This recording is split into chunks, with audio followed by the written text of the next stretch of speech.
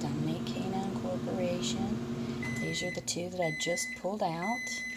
They look pretty fat. Honestly, I don't ever look, I feel the stomach. Because one thing to know is when they have got their back legs drawn up, it's going to look like they're nice and fat. Okay?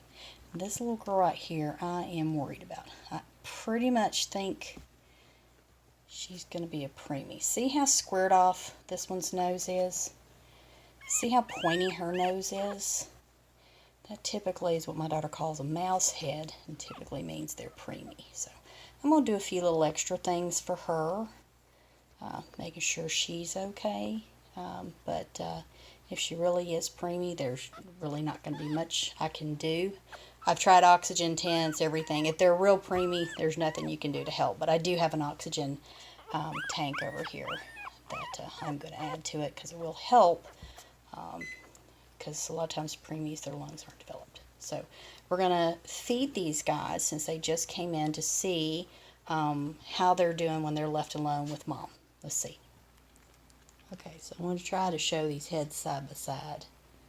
You can just see she's got less profile, just almost like less, just everything. It's just a little less formed than her sister here.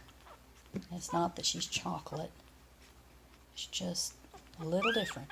Okay, so the result of my sanity check was that both of them really were hungry and I fed them. So that means I'm going to go back out and I'm going to do some extra things with their mom.